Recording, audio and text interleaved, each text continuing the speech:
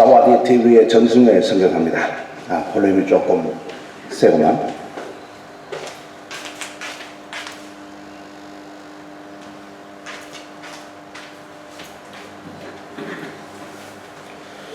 오늘은 선교사가 선교 현지에 도착하고 거기에서 선교 사역을 감당하기 위해서는 현지인의 조력이 극히 필요합니다.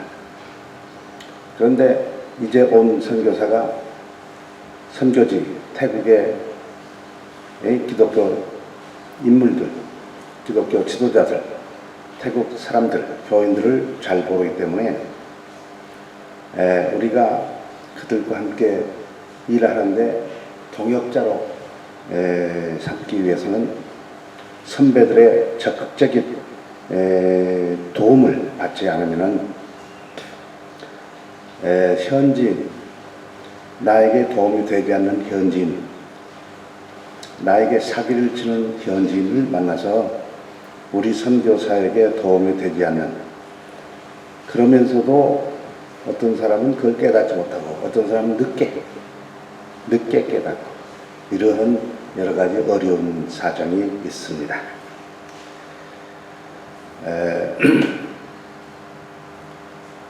저는 태국 사람들이 한국 선교사들에게 태국 현지에 와서 태국말이 어느 정도 될 때까지는 태국 사람을 만나지 않는 게 좋다.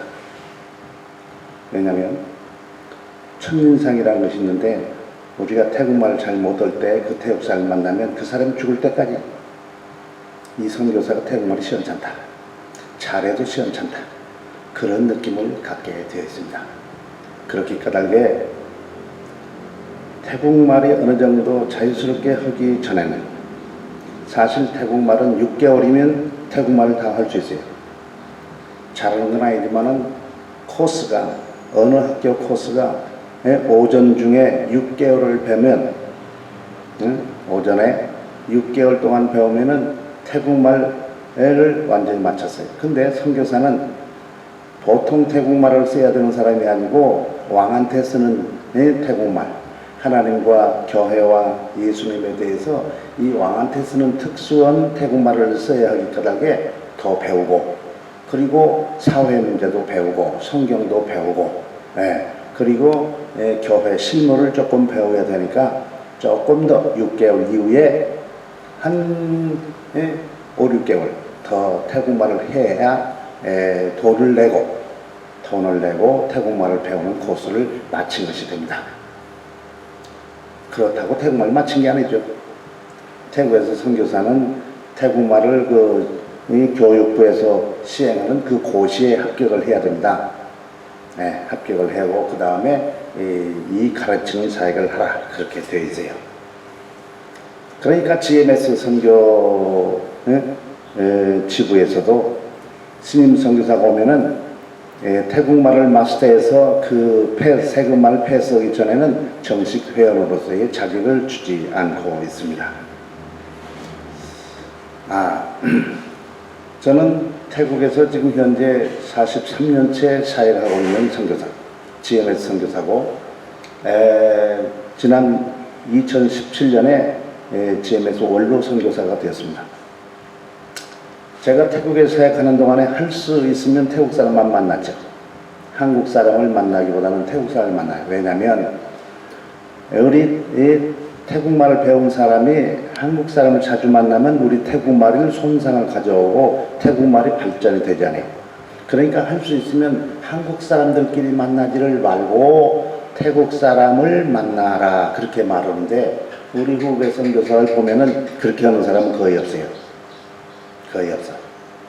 그러니까 태국말의 발전도 느릴 뿐만 아니라 이 태국의 적응도 느리고 이렇게 되죠. 저 같은 경우는 우리 선배 두 사람이 있지만은 태국의 상황에서 태국 적응과 정착하는 데서 가장 앞서 있는 선교사, 그렇게 제가 스스로 자평을 합니다. 왜 그러냐면 태국에 왔을 때 우리는 태국 교회 최고 지도자들과 함께 사역하는 교회 진흥원, 현재 태국 개신교 협의회의 선교사로 이렇게 했기 때문에 거기에는 태국의 모든 교단과 선교사들, 중요한 선교사들이 다 와서 같이 사역하는 그런 태국 교회 교회 성장 원이었습니다.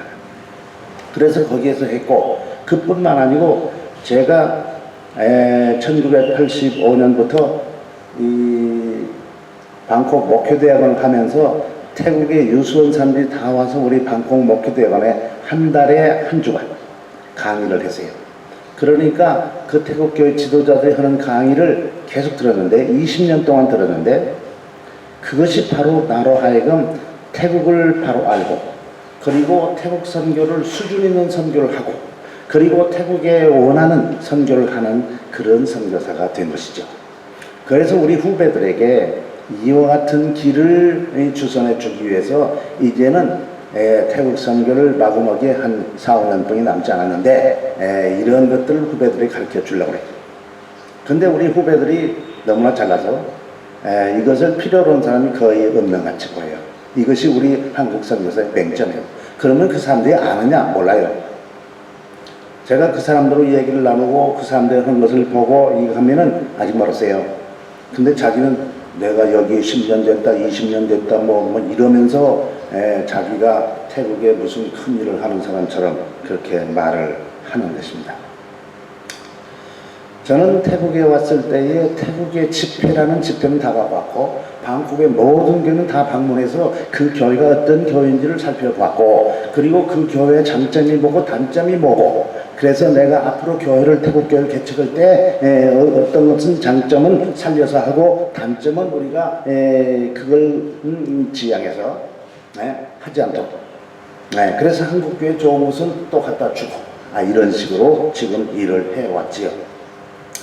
태국에서 일을 하면서 이 교회 지도자들이나 여러 사람들을 만나서 이렇게 보면은, 이분은 이것이 장점이고 이분은 단점이고, 여기는 이 사람은 바로 선교사에게 해를 끼치는 사람이고, 이 사람은 선교사를 사기치는 사람이고, 이 사람은 선교사에게 도움이 된다. 이 사람은 앞으로 전망이 있고, 이 사람은 앞으로 조금 전망이 없다. 뭐 이런 걸 다 알고 있죠. 그래 후배들이 자기가 좋아하는 태국 교회 지도자나 태국 동역자들을 갖다가 살필 때에 이런 선배들의 말을 들으면은 실수가 없을 것이에요. 근데 아무리 잘나고 선교학자일지라도 그 선교지에서 그 태국 사람에 대해서 제대로 알지 못하면은 그 사람에게 사기를 당하게 돼요. 그리고 그 사람 욕하죠. 우리 태국 사람 욕하면 안 돼요. 왜? 그 사람이 어떤 사람인지를 우리가 잘 알고 그에 대한 대책을 내가 했으면 그 사람 욕할 필요가 없는데, 내가 그 사람을 모르고 이거 당하고 난 다음에 욕을 하죠. 내가 당했으니까 욕하지요. 그런데 우리가 태국에 때 그냥 그 사람들을 하지 말고 그 사람이 누군지를 알고 약점이 뭐고 단점이 뭐고 내가 그 사람이 주의할 것이 뭐고 주의하지 않으면 안 되고 뭐 이런 것들을 다 안다 할 같으면 그 사람이 나에게 사기를 쳐고 이렇다 할지라도 내가 그 사람을 욕할 필요가 없죠. 왜? 그 사람은 원래 그렇게 생겼는데 내가 그걸 알고 대책을 강구했어야 되는데 내가 대책을 하지 않고 그 사람 욕하는 것은 바로 선교사가 할 일은 아니죠. 태국 사람은 통상 선교사들 좋게 보지 않습니다. 1900년이 넘도록 선교사의 그 그늘 밑에서 살았죠. 그리고 선교사의 그 선교비를 먹고 살았어요. 편안하게. 그래서 지금까지도 그 사람들은 선교사를 만나면 그 선교비, 이걸 가지고 어떻게 좀 선교비를 좀 빼낼까, 그런 생각을 해요. 그러니까 새로운 사람은 그 태국 사람들이 가까이 붙어요. 붙는 이유가 뭐냐? 그 사람들이 이 선교사를 도와주기 위해서, 무료로 도와주기 위해서, 그 감사함으로 그를 도와주기 위해서라기보다는 대부분 이 접근하는 이유가 이 사람이 가지고 있는 선교비가 나에게 얼마나 들어올 수 있겠는가. 이것이 중요한 것이죠. 그래서 태국 사람이 가까이 해요. 이것을 우리가 모르면 안 됩니다. 그 사람이 나에게 좋은 사람을 비친다. 나쁜 사람을 비치지 않는다. 좋아요. 그러나 그것은 숨겨져 있는 그런 다른 것이 있다는 사실 우리가 미리 알면 좋지요. 미리 알면 좋습니다. 저는 태국의 고급 지도자들하고 계속 사역해 왔고 그 사람들의 지도를 받아서 태국 선교를 감당해 왔습니다. 그리고 시원찮은 그 교회 지도자들, 소위 목회자들, 신학생 때부터 양육해가지고 그 사람들 데리고 일을 하기도 했습니다. 저도 이런 태국인 동역자들을 제대로 골라야 된다. 그것을 바울 사도가 나에게 권고한 그런 것을 지키지 못해서 별로 좋은 결과를 듣지 못했어요. 왜냐하면 바울 사도가 뭐라고 그랬습니까? 쓸만한 놈을 골라서 훈련시키고 그리고 그를 통해서 다시 제2 제너레이션을 양육해야 된다. 그렇게 말을 했죠. 그런데 우리가 급하니까 우선 우리 동역자가 있어야 되잖아요. 그러니까 이놈이 쓸 놈이든지 못 쓸 놈이 그 관계없이 덮어놓고 같이 하자고 그러니까 이것이 되는 것 같으면서도 결과는 좋은 결과가 오지 않는 것이죠. 선교지의 문제가 바로 여기에 있어요. 쓸만한 일꾼이 많지 않다는 거예요. 쓸만한 일꾼이 많잖아요. 네. 더군다나 한국 사람들은 태국 사람들 이해하지 못하고 태국 사람에게 적응이 안 되고 정착이 안 되기 때문에 태국 사람들 제대로 컨트롤하지 못해가지고 그 태국 사람들을 버려놔요.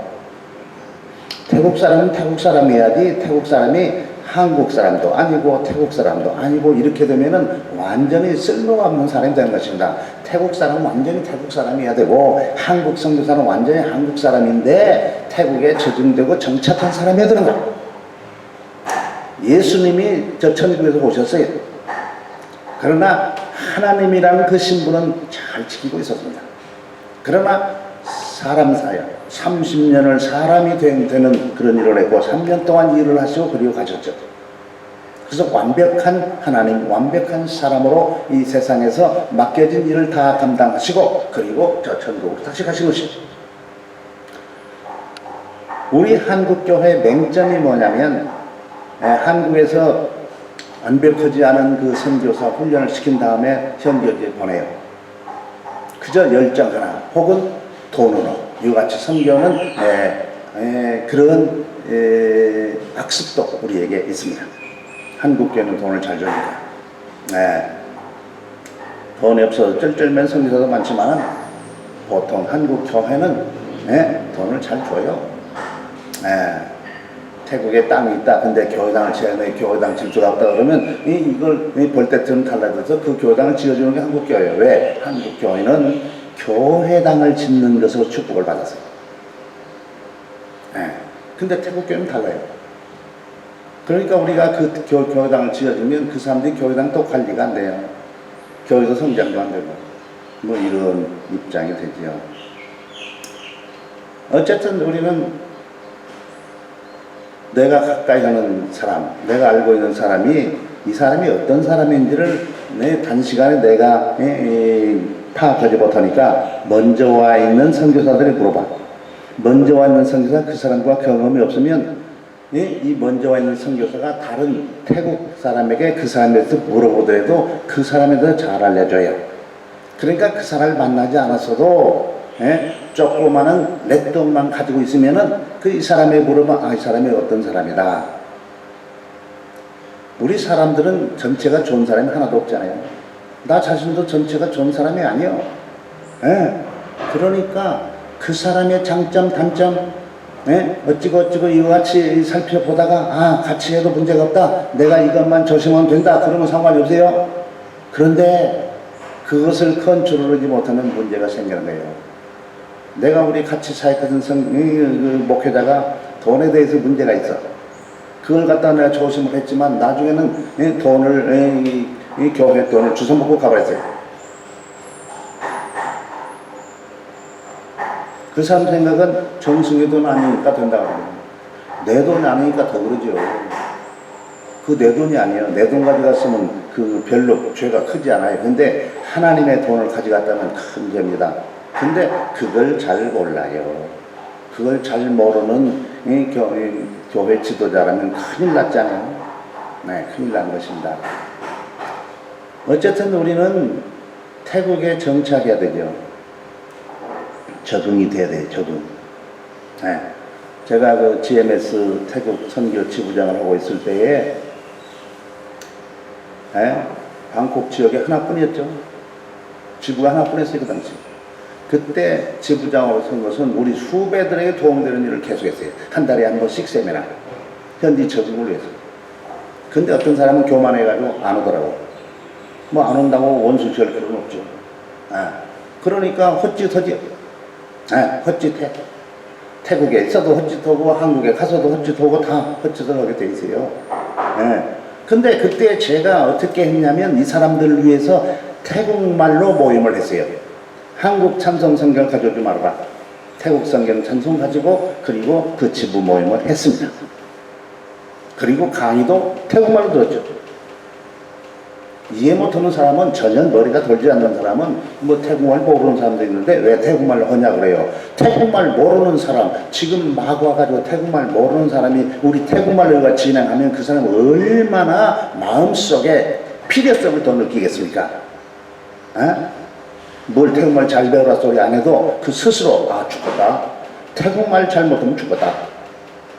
이러니까 도움 되고요. 제가 후배들에게 그런 얘기, 그런 것도 했죠. 6개월 동안 가지 말고 태국말 배우고, 그리고 내가 개척한 교회에서 같이 태국말 몰라도 성가대도 하고 이것도 하고 할 수 있는 건 뭐든 다 해라. 왜? 한국말을 써서 잘 되질 않지만 그러나 그렇게 해서 찬송은 잘 부르니까. 태국 사람 찬송은 못 부르고 한국 사람 찬송은 잘 부르잖아요. 그러니까 이런 식으로 하고 6개월이 지난 다음에 말이 통하니까 저 시내 교회를 가보도록, 주일날 시내 교회를 가보도록, 그리고 오후 이 시간에는, 집회 시간에는 그 사람과 하여금 갔다 온 그 간증을 하도록. 그래서 그 사람이 그 교회를 잘 파악하겠는지, 그 태국말이 잘 되겠는지 이걸 갖다 해요. 설교는 어렵지만은 간증은 그래도 쉽죠. 그러니까 간증을 통해서 태국말을 훈련시켜요. 그리고 그 사람이 현지에 가서 현지 교회를 보면서 그 교회를 제대로 파악하도록 이렇게 했어요. 그런데 어떤 사람들은 제대로 그 교회를 파악하지 못했어요. 왜? 내가 그 교회를 잘 알아. 왜? 1년 동안 태국 방콕에 있는 교회를 다 다녀가지고 이렇게 알고 있는데 헛소리를 해요. 그러니까 너 이거 잘못했다. 그러니까 그런 소리를 들으려고 하는 선교사는 하나도 없어요. 제가 보면 하나도 없습니다. 그런 후배들이 없어요. 그러니까 우리 선교가 발전이 안 된 것입니다. 그리고는 안 가. 내가 지도하는 대로 이 후배들이 따라줬으면 나보다 훌륭한 그런 선교사로서의 이름을 날릴 수 있었을 거예요. 근데 나보다 날리는 그런 일은 하지를 못했고. 왜? 못 배웠으니까. 나한테 배워야 나를 능가하죠. 근데 나에게 가까이 있는 사람들도 그걸 배우는 것을 못 하더라고. 내가 부족하니까 안 배우려고 하겠죠. 그래서 제가 그 책을 썼지 않아요. 태국 선교사의 선교지 적응과 정착에 대해서. 아주 좋은 책. 다른 사람 쓰지 않은 책이에요. 이것은 한국의 모든 선교사 훈련원에서 교재를 써야 되고, 그리고 각 선교지 각 지역마다 선교사 현지 훈련원이 있어서 그게 교재예요. 이만한 교재 없어요. 앞으로 더 좋은 교재가 나와야 돼요. 그래서 이제 마지막으로 이걸 하려고 하는데 이것도 관심을 갖는 사람 많이 없더라고요. 그래서 이제는 사와디 TV를 통해서 이런 사실을, 이런 것을 하나씩 강의를 해서 올려놔가지고 그저 다른 사람이 나한테 오지 않아도 들을 수 있도록 그렇게 하려고 하는 것입니다.